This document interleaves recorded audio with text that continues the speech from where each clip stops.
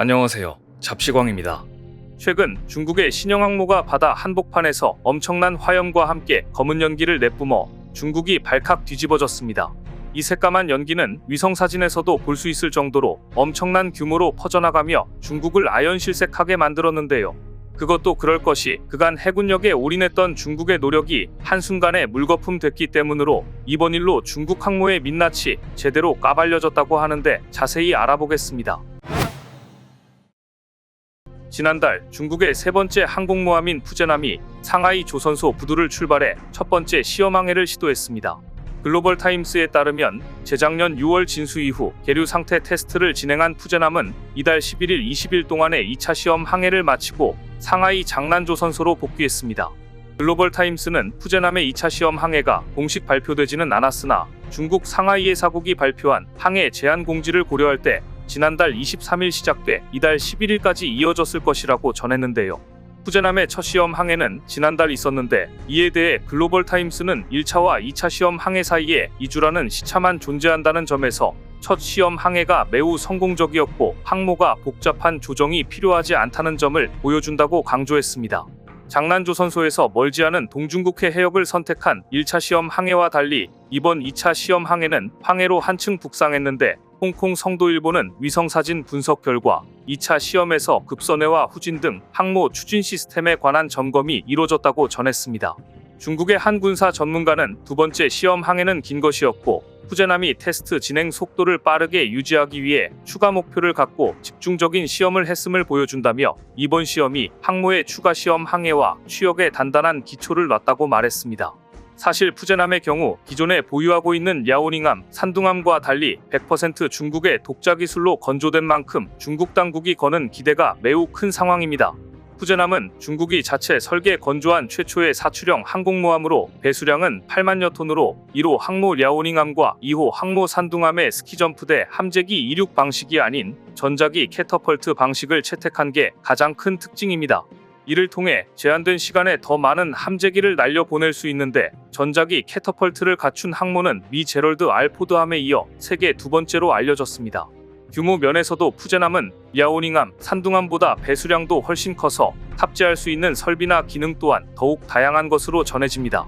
그런데 사실 항모가 진수에서 취역까지 보통 몇 년이 걸리는 만큼 당장의 테스트가 끝난 건 아닙니다. 실제로 2013년 진수된 미국의 최신의 핵 추진 항모 제럴드 알포드함은 2017년 취역했고 처음 전개된 것도 2022년이었습니다. 통상 최대 1년이 걸리는 시험 항해의 경우 취역으로 가는 마지막 관문으로 일컫는데 중국의 랴오닝함과 산둥함은 취역에 앞서 각각 10회와 9회 시험 항해를 했었습니다.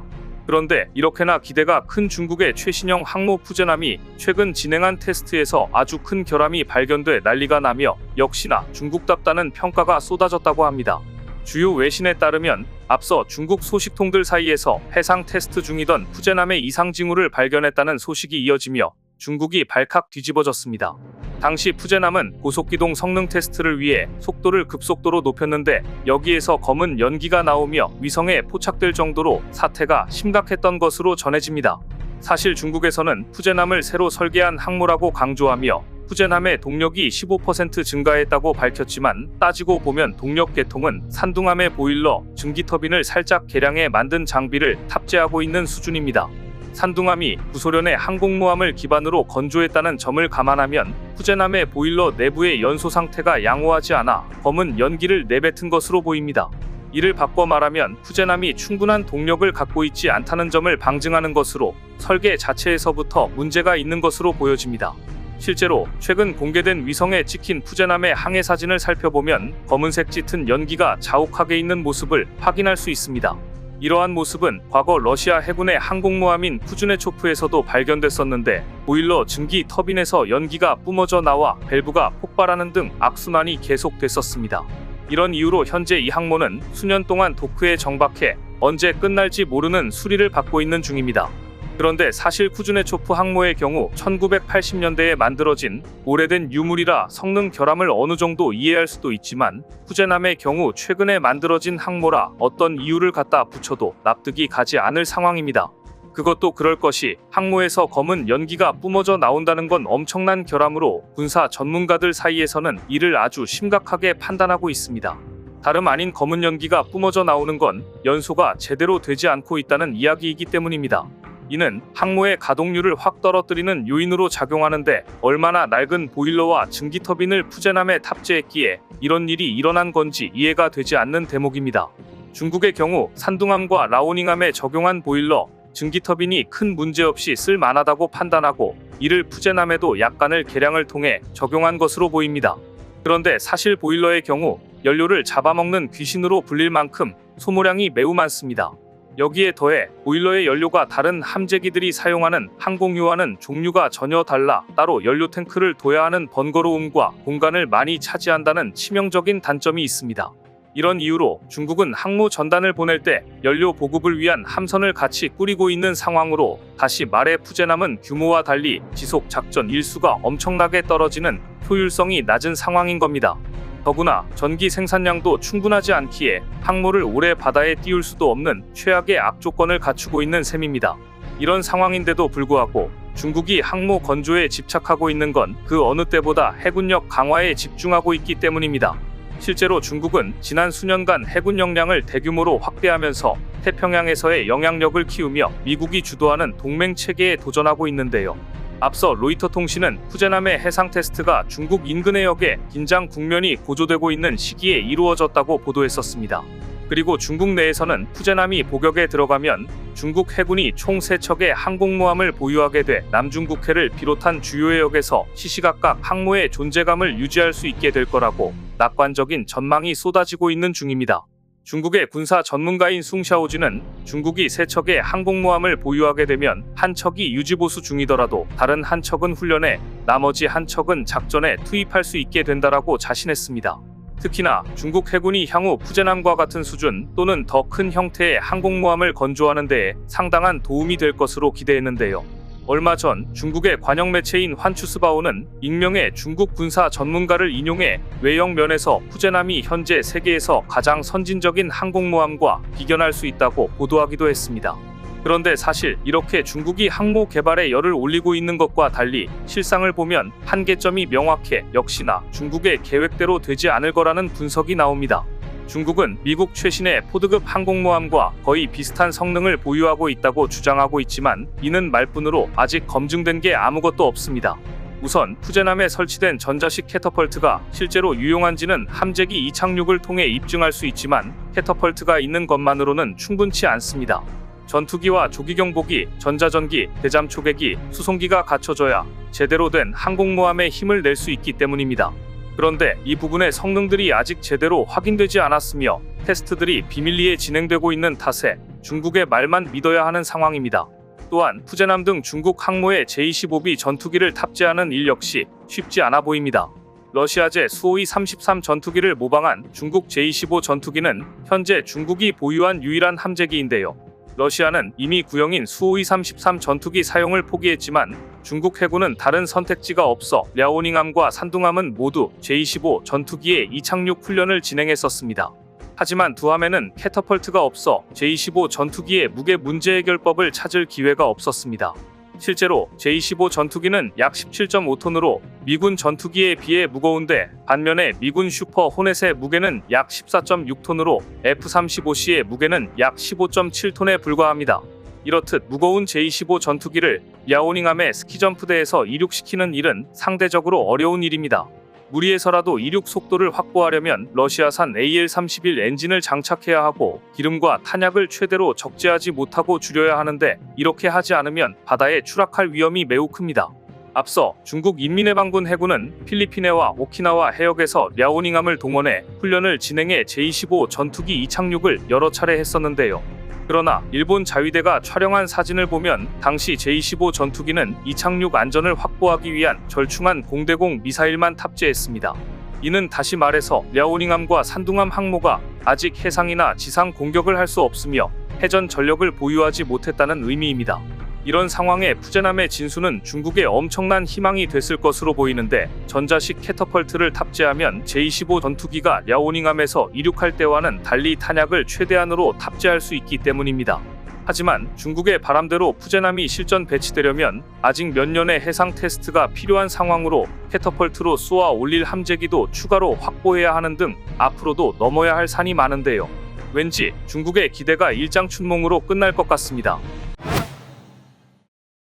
중국의 군사 도발은 주로 바다에서 이루어지고 있습니다. 항공모함이 메인을 차지하고 있지만 중국이 진행하는 작전의 중추적인 역할은 사실상 잠수함이 맡고 있습니다. 얼마 전 공개한 산둥함 편대에도 핵잠수함이 있었습니다. 최근 중국은 인민의 방군 해군이 창설 75주년 기념일을 앞두고 잠수함을 주제로 7분 40분 분량으로 제작된 홍보 영상을 공개했습니다. 이 영상을 통해 중국의 두 번째 항공모함인 산둥함 편대의 완성된 모습을 처음으로 확인할 수 있었습니다. 영상을 보면 중국의 산둥함을 중심으로 하는 편대는 수상함, 잠수함, 함재기 편대 등으로 구성된 형태였고, 이번 영상에서 중국은 이례적으로 잠수함 발사 탄도미사일 발사 장면까지 공개해 대만을 압박했습니다. 그리고 중국은 곧이어 대만 포위 훈련까지 진행했습니다. 중국은 라이칭더 대만 총통 취임 사흘 만에 대만을 사실상 포위하는 대규모 군사훈련에 돌입해 사실상 무력 시위를 벌였습니다. 대만 역시 곧바로 군 병력을 투입해 대응에 나서 대만 해협을 둘러싼 양안 간 군사적 긴장이 고조되고 있는데요. 라이칭더 총통이 취임 연설에서 독립에 대한 직접 언급 없이 양안 관계에 대해 주권 등을 포함한 현상 유지 입장을 밝혔지만 중국은 대만의 주권 주장이 곧 독립 주장이라고 강력하게 반발했습니다.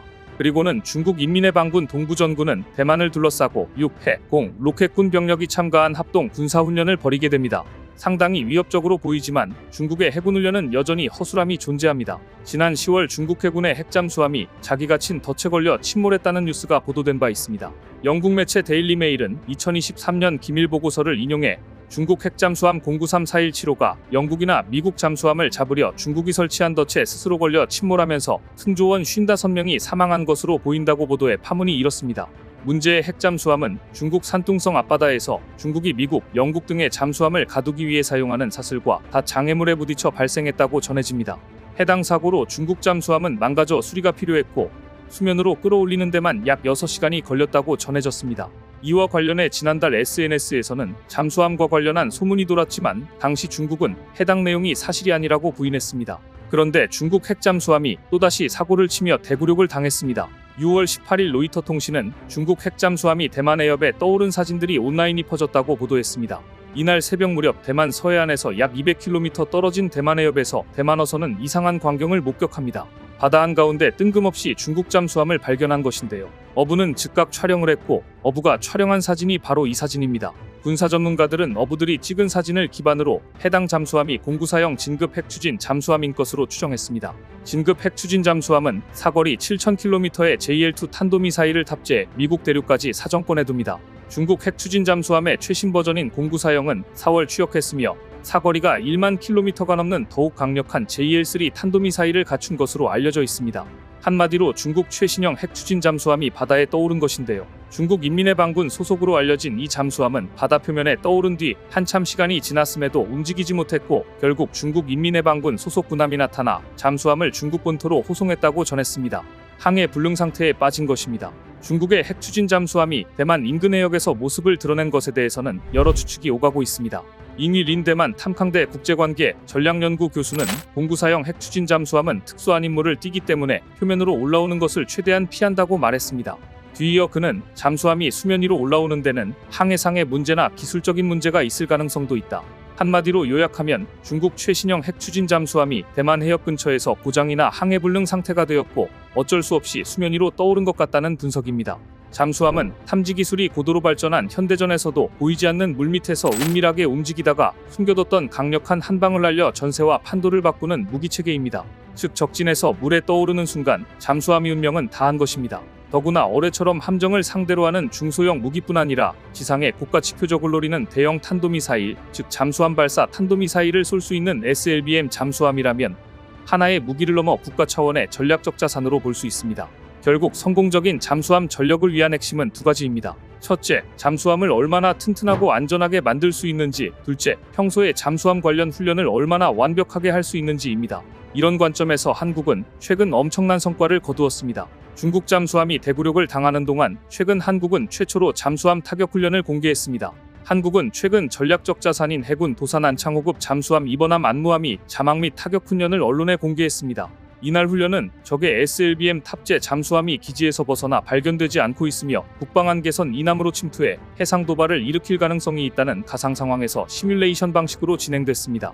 먼저 적의 예상 기동 경로에서 경계 작전을 벌이던 안무함은 특정한 수중소음을 탐지하고 분석해 적 잠수함을 파악했습니다. 적 잠수함의 NLL 이남 진입이 확인되자 안무함은 어뢰 공격을 준비했습니다. 이후 음탐관이 발사 버튼을 눌러 어뢰가 발사됐습니다.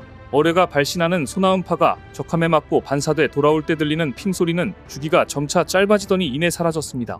적함에 명중한 어뢰의 신호가 끊겼다는 의미입니다. 안무함은 전황 평가를 위해 부상하다가 적 수상함이 접근하는 것을 포착하고는 긴급 자망한 뒤 수상함을 재확인하고 어뢰를 발사해 격침하는 상황도 훈련했습니다.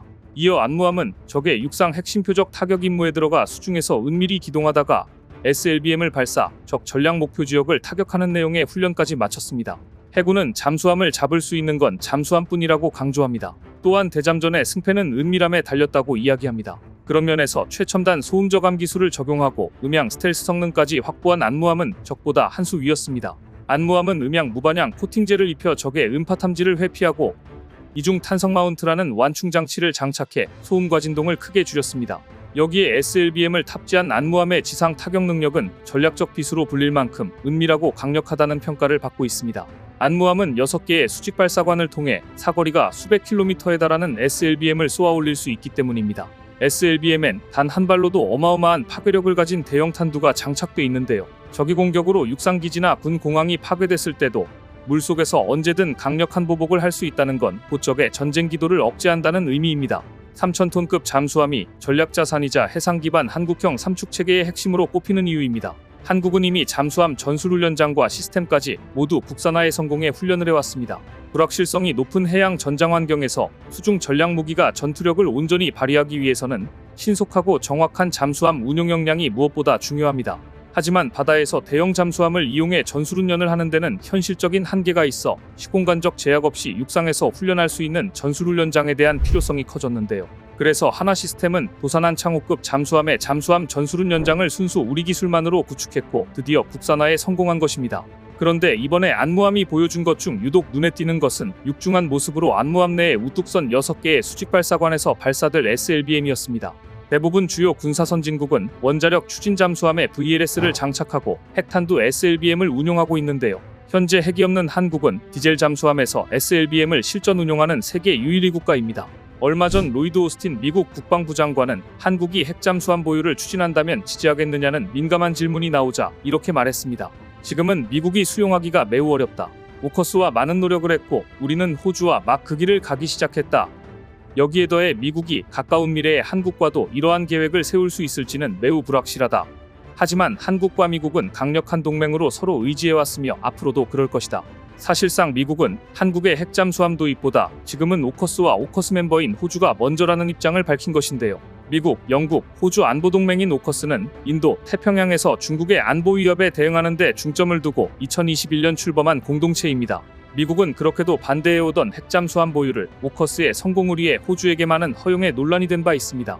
한국의 핵잠수함 도입에 반대하는 미국의 무력 시위라도 하듯 한국은 3,000톤급 도산한 창호 잠수함 이번함인 안무함의 완벽한 자망 타격 훈련을 최초로 공개했습니다. 이제 서해에서 중국의 잠수함 전력을 상대할 수 있는 국가는 한국뿐이라는 것이 정설입니다. 미국도 머지않아 한국의 핵잠수함을 수용할 수밖에 없을 것으로 전망됩니다. 지난달 KF-21 보라매가 중거리 공대공 미사일 미티어 첫 실사격에 성공한 가운데 이 소식에 중국에서 발칵 뒤집어지며 난리가 났습니다. 중국 언론에서 대서특필하는 등 기획기사까지 내보내면서 KF-21의 향방에 그 누구보다 더 엄청난 관심을 갖고 있는 중입니다. 그러면서 중국은 KF-21과 중국산 전투기를 대놓고 비교하며 자신들이 만든 제니식 전투기가 KF-21과 비교할 수 없을 정도로 성능이 뛰어나다며 자화자찬했는데요.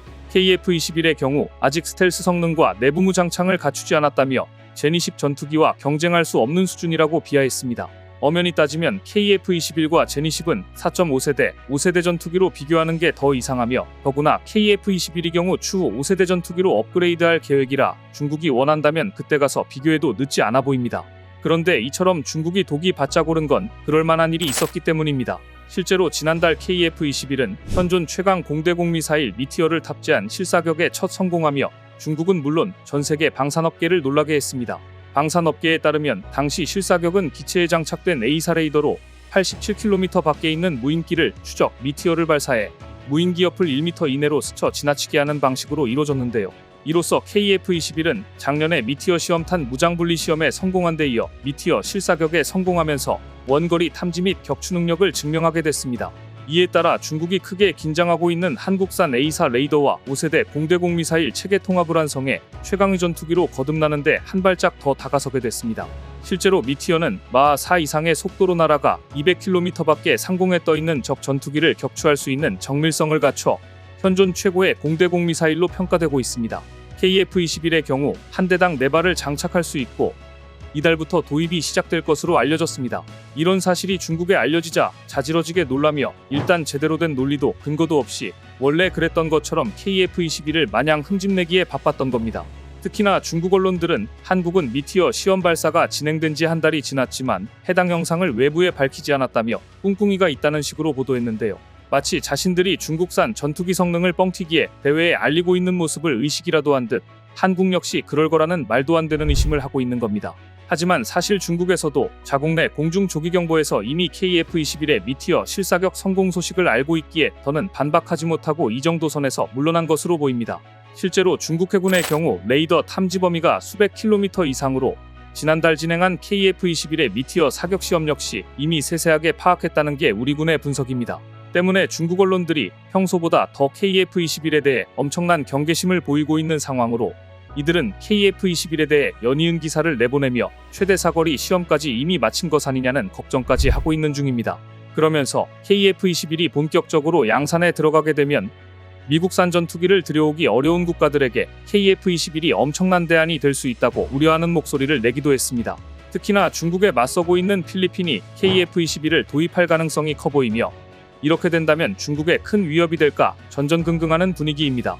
그것도 그럴 것이 중국에서 가장 두려워하고 있는 한국이 개발한 무장을 KF-21에 통합했다는 사실로 이렇게 되면 앞으로 한국산 전투기들의 무장을 비롯한 성능이 중국을 완전히 압도할 수 있는 수준이 되는 게 불보듯 뻔하기 때문입니다. 이런 가운데 한국이 개발한 A사 레이더 성능이 미국에 필적할 만큼 뛰어나다는 평가를 받고 있는 만큼 전 세계 방산 수출 시장에서도 KF-21이 독주가 예상되기에 더 긴장하고 있는 분위기입니다.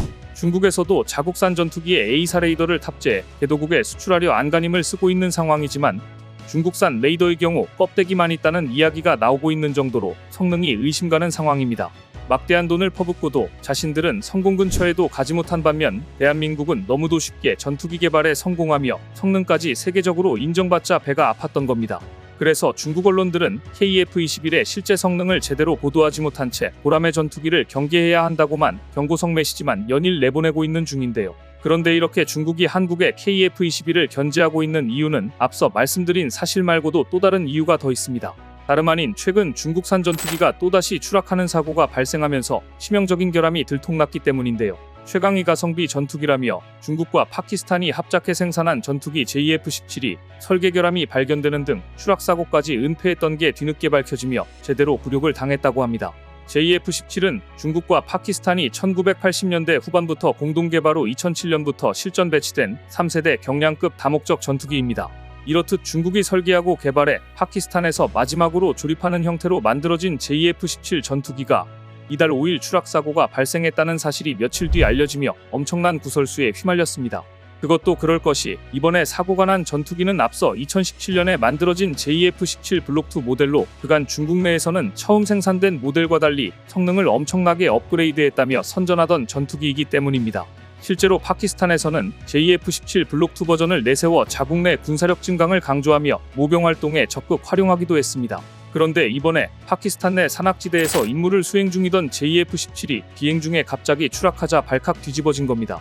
더구나 뒤늦게 밝혀진 이번 사고의 원인은 JF-17 전투기의 고장 때문인 것으로 밝혀졌는데 상황이 이러자 파키스탄에서는 사고 발생 직후 어떻게든 전투기 추락 사고를 막으려 안간힘을 썼지만 결국엔 들통이 나버렸다는 후문입니다. 그리고 전투기의 설계자인 중국에서도 이번 JF-17 추락 사고에 대해 모르쇠를 일관하며 자신들의 잘못이 아니라고 발뺌하는 분위기라고 하는데요. 그런데 사실 중국산 전투기를 도입한 국가들 사이에서는 이미 심각한 기술적 결함과 오작동 사고로 인해 제대로 된 작전 수행을 할 수 없는 경우가 속출하고 있는 상황이라고 합니다. JF-17의 경우 파키스탄, 미얀마, 나이지리아가 도입해 운용하고 있고 이라크는 재작년 1월 도입 계약을 체결했었는데요. 하지만 첫 해외 도입국이었던 미얀마는 대부분의 JF-17이 기술적 문제로 비행하지 못해 파키스탄에 해결을 요구하면서 성능에 대한 의문이 제기됐었습니다. 특히나 중국의 경우 무기를 해외에 판매한 뒤 정비나 수리에 대한 책임을 거의 지지 않는 만큼 문제가 더욱더 심각해 보입니다.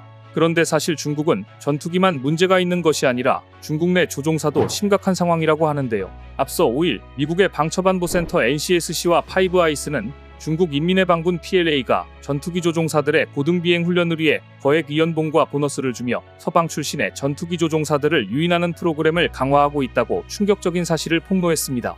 이에 따르면 중국은 PLA의 정체를 숨기고 세계 곳곳에 민간 비행 훈련 업체들을 세운 뒤 다양한 접근책으로 미국과 나토 국가의 전 현직 전투기 조종사들에게 수억 원의 연봉을 제시하며 은밀한 제안을 하고 있었습니다. 이를 통해 중국 PLA의 제공 능력을 높이고 서방의 공군 전술, 테크닉 절차에 대해 정보를 얻으려 하는 겁니다. 심지어 민간 비행훈련 기관을 통한 PLA의 채용 대상에는 전투기 조종사뿐 아니라 항공기 엔지니어, 항공작전센터 근무 경험자, 항공 전문가들도 포함되어 있었습니다.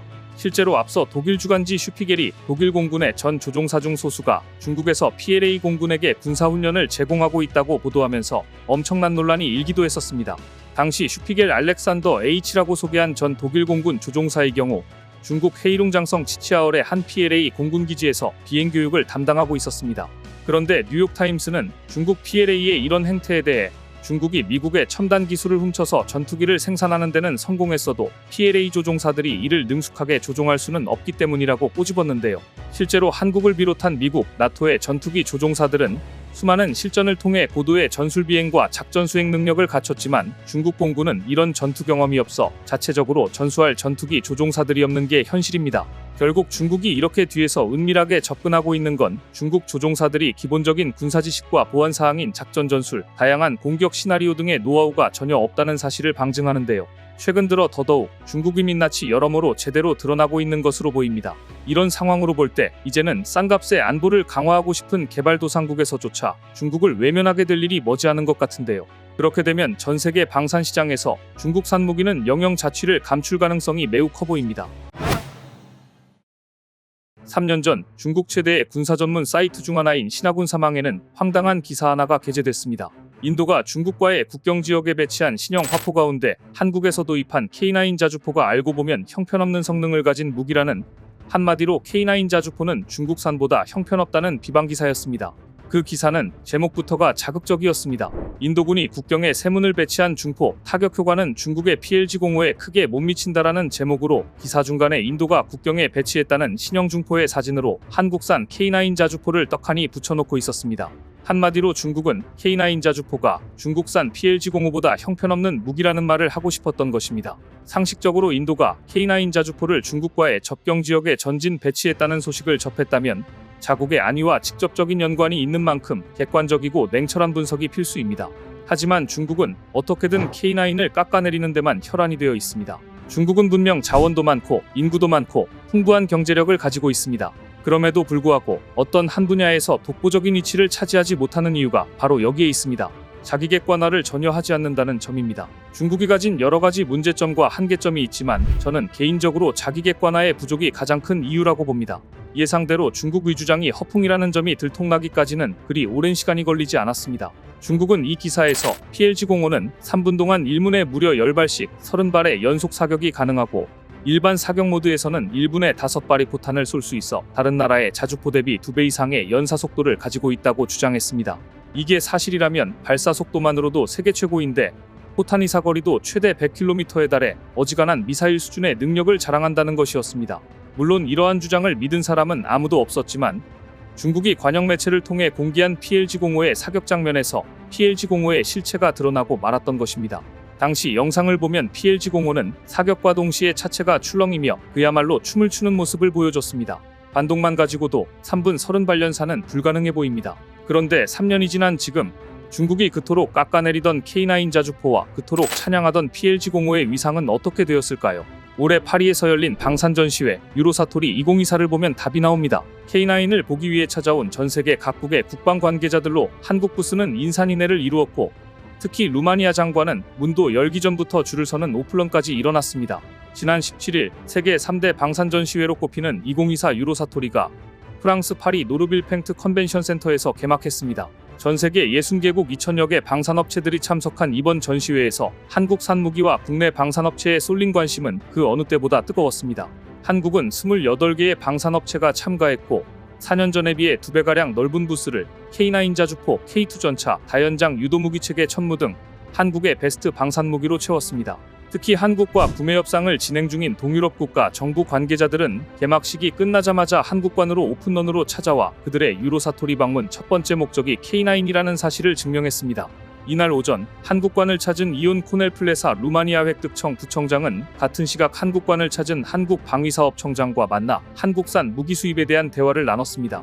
그리고 나서 루마니아는 곧바로 K9 자주포 수입에 사인을 했습니다. 그 전부터 루마니아의 K9 자주포 도입은 이미 구분응선을 넘은 상태였고 이번 유로사토리를 통해 세계가 지켜보는 가운데서 약 1조 3천억 원으로 추산되는 K9 자주포 도입 계약서에 사인한 것입니다. 루마니아가 도입하기로 한 건 K9 자주포 54문과 K10 탄약운 반장갑차 36대입니다. 계약 금액은 9억 2천만 달러, 약 1조 3천억 원으로 루마니아의 최근 7년간 무기 도입 사업 중 가장 큰 규모였습니다. 그런데 한화 에어로스페이스는 이 계약을 두고 아직 금액과 일정, 세부 모델은 미정이라는 조심스러운 답변을 내놓았습니다. 물론 조 단위의 계약이기 때문에 앞으로 세부적으로 맞춰가야 할 내용들이 많을 것입니다. 그런데 루마니아 언론들의 반응은 달랐습니다. 루마니아 언론들은 이번 계약에 대해 루마니아가 최첨단 K9을 얻게 됐다는 내용으로 보도한 것입니다. 그냥 K9이 아니라 최첨단 K9이라는 점을 강조했다는 점에 의미가 있습니다. 다음은 최종 계약 전 루마니아 언론인 디펜스 루마니아의 보도 내용입니다.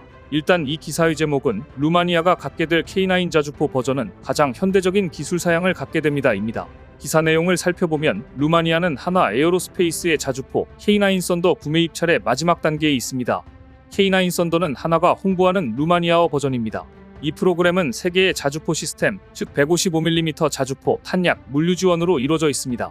이를 통해 루마니아는 K9 자주포의 가장 현대적인 기술 사양을 보유하게 될 것입니다. 한화 에어로스페이스의 유럽부 사장 피터벤은 내가 말씀드릴 수 있는 것은 루마니아에 인도될 K9 자주포가 가장 현대적인 기술 사양으로 인도될 것이라는 점입니다라고 말했습니다. K9 썬더 구경 155mm 52는 세계에서 가장 인기 있는 포병 시스템입니다. 약 1800대의 궤도 포병은 폴란드, 노르웨이, 에스토니아, 핀란드 및 터키의 5개 나토 회원국을 포함하여 9개국에서 운영되고 있습니다. 이 수치는 추적된 자체 추진 자주포의 세계 시장 점유율의 50% 이상을 나타냅니다. 루마니아는 K9 자주포를 보유한 6번째 나토 회원국이 될 것입니다. K9 썬더는 K9 자주포의 가장 진보된 변형 중 하나가 될 것입니다. K9은 빠른 셋업과 그에 못지않게 빠른 사격이 특징이며 이는 전장에서 유리합니다. 자주포는 분당 6에서 8발을 발사할 수 있으며 이동 속도가 빠릅니다. K9에는 1000마력을 개발하고 시속 67km의 속도에 도달할 수 있는 디젤 엔진이 장착되어 있습니다. 그런데 이 기사의 내용에서 가장 주목을 끄는 부분은 한화 에어로스페이스의 유럽부 사장 피터베가 이렇게 말한 대목입니다. 내가 말씀드릴 수 있는 것은 루마니아에 인도될 K9 자주포가 가장 현대적인 기술 사양으로 인도될 것이라는 점입니다. 이를 두고 일각에서는 루마니아가 K9A2를 도입하는 것 아니냐는 분석까지 나오고 있는데요. K9A2라면 최신 기술이 모두 적용된 그야말로 최첨단 자주포이기 때문입니다. K9A1 자주포는 최대 분당 6발 발사가 가능하지만 K9A2 자주포는 최대 분당 9발까지 발사가 가능한 것으로 알려져 있습니다. 발사 속도 증대는 지금까지 반자동으로 이루어지던 포탄과 장약 장전을 자동 장전 장치를 개발하여 완전 자동화하는 것으로 이루어집니다. 자동 장전 장치의 도입으로 탄약수 2명이 필요 없어져 탑승 인원이 현재 5명에서 3명으로 줄어드는 혁신적인 효과도 있습니다. 발사 체계 관련 개량 외에도 자체 방어를 위해 포탑 위에 원격 사격 통제 체계가 장착되며 전투 효율성 향상을 위해 승무원들이 쾌적한 환경에서 작전을 수행하도록 냉방 장치도 설치됩니다. 정말 루마니아가 K9A2로 계약을 하게 된다면 독일의 펜저하우비츠 2000을 능가할 수 있는 그야말로 현존 최강의 자주포를 얻게 되는 것인데요. 이 소식을 가장 씁쓸하게 듣고 있을 나라는 당연히 중국입니다. 중국 언론들이 K9 자주포를 조롱한 지 불과 3년 만에 K9 자주포와 중국의 PLG-05의 격차는 하늘과 땅 차이가 돼버렸기 때문입니다.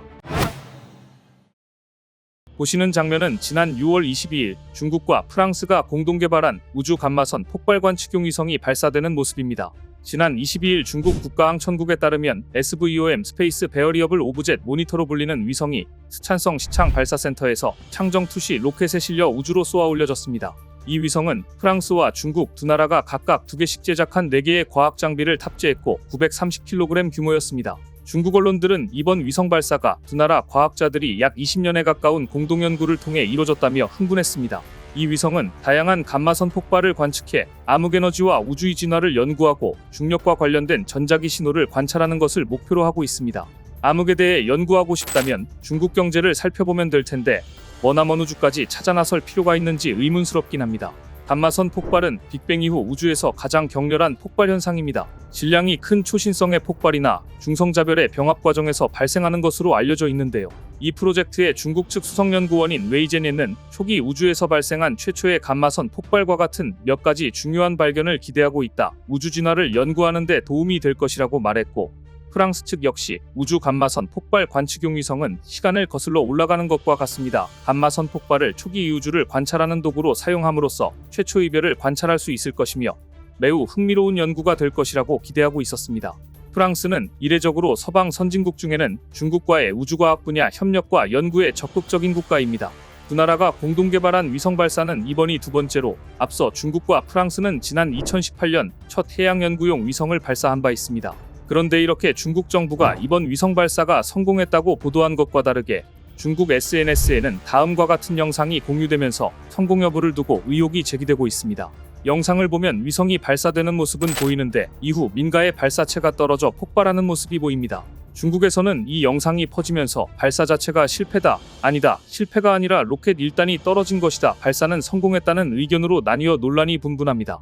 워낙 중국 정부가 사건 사고의 진실을 은폐하기로 유명하기 때문에 정부의 발표를 신뢰하지 않는 사람들이 늘면서 각종 음모론이 만들어지는 것입니다. 중국 네티즌들은 SNS에 로켓이 민가에 추락해 피해를 입혔다며 사진을 공유하면서 이번 발사 성공은 거짓말이라는 의혹을 제기하고 있는데요. 분명한 사실은 중국의 로켓 발사 기술은 자국민을 해칠 정도로 정밀하지 않다는 점입니다. 최근 중국 정부는 유난히 우주 개발 성과에 대해 의미 있는 진전을 이뤄냈다며 자주 보도하고 있습니다. 얼마 전 중국의 국영 우주개발 기업인 중국항천과학기술그룹은 재사용 로켓 수직이 착륙 시험에 성공했다고 발표해 이목을 끌었습니다. 미국 스페이스X가 2015년 재사용 로켓 발사에 처음 성공한 것을 계기로 중국과 인도 등 각국이 현재 재사용 로켓을 개발하고 있습니다. 로켓을 재사용하게 되면 로켓 발사 비용이 대폭 절감되며 더 많은 위성을 발사할 수 있기 때문입니다. 중국항천과학기술그룹에 의하면 이번 재사용 로켓 수직 이착륙 시험은 지난 23일 간수성 주취한 위성발사센터에서 있었고 처음으로 10km 수직 이착륙 시험 발사를 완료했다고 발표했습니다. 시험 발사에 성공한 재사용 로켓은 지름 3.8m의 70톤급 액체산소 메탄 엔진 세대와 착륙용 완충 장치를 장착했다고 합니다. 한편 중국은 이번 시험에 대해 재사용 로켓 상용화에 의미 있는 진전을 이뤄냈다. 중국의 대형 착륙 완충 시스템은 글로벌 선진국 수준에 도달했다며 의미 부여에 바빴습니다. 하지만 이마저도 진실인지 여부를 두고 말들이 많습니다. 중국에서 무언가 시험을 했다고 하면 일단은 믿지 않는 분위기입니다. 중국에서 유난히 음모론이 만들어지고 정부의 발표를 신뢰하지 않는 이유는 중국이 그동안 다양한 분야에서 여러 번 사건을 은폐해왔고 자국의 이익을 위해서라면 여러 가지 실험 전후에 지켜야 할 수칙을 지키지 않아 국제사회의 우려를 낳은 적이 한두 번이 아니었기 때문입니다. 기본적으로 중국인 과학자와 연구원들의 윤리의식을 믿기 어렵다는 이야기입니다. 심지어 최근 캐나다 정부를 발칵 뒤집어 놓은 사건의 중심에도 중국인 과학자 부부가 있었습니다. 최근 미국 뉴욕타임스와 캐나다 국영 CBC 방송은 캐나다 국립미생물학연구소에서 근무하던 중국인 과학자 부부의 행각에 대해 집중 보도했습니다. 이들은 연구소 자료를 중국 기관에 빼돌리고 바이러스 샘플을 유출하는 등 범법 행위를 저지른 혐의를 받고 있는데요. 그동안 캐나다 정부는 이들의 스파이 행각에 대해 밝히지 않고 있다가 CBC 방송 등 언론과 의회, 시민단체 등이 수년간 캐나다 정부의 사건과 관련한 정보를 공개해달라고 요구했고 결국 600페이지 분량의 보고서 중 일부가 최근에 공개됐습니다. 추 박사는 중국 텐진 출신의 의사로 에볼라 바이러스 치료제, 지맵 개발에 참여한 저명 바이러스 학자이자 국가미생물연구소의 특정 병원체 프로젝트 백신 개발 분야 등의 책임자를 맡고 있었습니다. 남편 청커딩도 국가미생물학연구소 소속 생물학자로 인체 면역결핍 바이러스 등에 대한 논문을 쓴 바 있습니다. 그런데 이 부부가 일하던 캐나다 국립미생물학연구소는 에볼라와 마르부르크, 라사열 바이러스 등과 같은 치명적인 바이러스를 보유하고 있는 캐나다 유일의 연구소였습니다. 캐나다 안보보안청이 이번에 공개한 보고서는 2020년 당국이 작성한 것으로 보고서에 따르면 이들 부부는 캐나다 국립미생물학연구소에서 근무할 당시 증세가 매우 심각하거나 치명적일 수 있고 예방 및 치료가 어려운 질병의 병원체를 다루는 BSL-4 실험실을 이용할 권한을 지니고 있었습니다. 그런데 충격적이게도 추청 박사 부부는 상관에게 알리지 않은 채 중국 과학원 소속의 우한 바이러스 연구소와도 소통했던 것으로 드러났습니다. 보고서에는 추청 부부가 살아있는 에볼라 바이러스와 헤니파 바이러스 샘플을 우편을 통해 중국 우한 바이러스 연구소로 보냈다는 사실도 언급되어 있었습니다. 그야말로 입을 다물 수 없는 충격적인 행동입니다. 우한 바이러스 연구소는 바이러스학을 전문적으로 연구하는 중국 유일의 BSL-4 실험실 보유 연구소이며 전 세계를 팬데믹에 빠지게 한 코로나19 바이러스가 최초로 확인된 지역인 우한에 위치해 있는 곳으로 모두가 아는 그 연구소입니다. 대체 이 부분은 어떠한 이유로 이렇게 위험한 바이러스 샘플을 제대로 보안도 되지 않는 우편 형태로 중국에, 그것도 우한 바이러스 연구소에 보낸 것일까요? 결론적으로 캐나다 당국의 조사에 의하면 추샹궈 청커딩 부부는 정직 처분 받기 전까지 중국 정부의 이익을 위해 의도적으로 과학 지식과 자료를 빼돌렸던 것입니다. 추청 박사 부부는 캐나다 국립미생물학연구소의 BSL-4 실험실을 중국이 고변원성 병원체에 맞서는 능력을 향상시키는 데 도움을 주는 기지로 활용했으며 결국 그들의 목적을 달성했던 것인데요. 심지어 문제의 우한 바이러스 연구소와도 소통했고 중국에 에볼라 유전자 염기 서열을 제공함으로써 편의를 제공했다는 점까지 드러나자 캐나다 정가는 충격에 휩싸였습니다. 이 보고서가 공개돼 캐나다 야당은 트리도 총리와 여당을 거세게 비난했습니다. 캐나다 야당은 야당이 이 사건에 대한 정부 문서에 접근을 허가받는데 수년이 걸렸다. 결국 정부는 지난달 28일 수백 장의 분량 중 일부를 발췌한 보고서를 공개했다. 정부는 당초 국가안보에 해를 끼칠 수 있다는 이유로 정보 공개를 반대해왔다. 하지만 쥐스탱 트리도 총리와 그의 자유당 정부가 중국이 캐나다에 침투하도록 허용했으며 문서 공개 지원을 통해 이를 은폐했다는 의혹을 받을 수밖에 없다. 이번 보고서는 트리도 총리와 자유당의 대규모 국가안보 실패를 의미한다. 국립연구소와 중국의 협력이 더 이상 허용되어서는 안 된다고 목소리를 높였습니다. 논란의 주인공 추샹궈 청커딩 부부는 캐나다 정부의 차별과 명예훼손, 심리적 피해 등을 주장하며 소송을 제기했지만 소송은 모두 이미 기각된 것으로 알려졌습니다.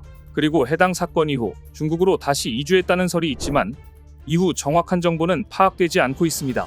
중국이 자국의 이익을 위해 기밀을 빼내고 스파이를 심어 그 나라 안보에 치명적인 손해를 끼치는 일은 이미 산업 전반에 걸친 일이라 새삼스럽지도 않지만 자신이 일하는 국립연구소의 상관에게 알리지 않은 채 그것도 중국 과학원 소속의 우한 바이러스 연구소와도 소통을 했었다니 정말 충격적입니다. 이렇게 서방의 선진 과학연구소에서 미심쩍은 스파이 활동을 하다 적발된 게 한두 건이 아니고 은폐하려는 사건이 많다 보니 중국에서 우주발 사체를 쏘았다거나 그 어떤 과학 관련 뉴스가 나와도 액면 그대로 믿기 어려운 게 아닌가 싶습니다. 오늘 준비한 소식은 여기까지입니다. 댓글을 통한 여러분들의 많은 의견 기다리겠습니다. 시청해주셔서 감사합니다.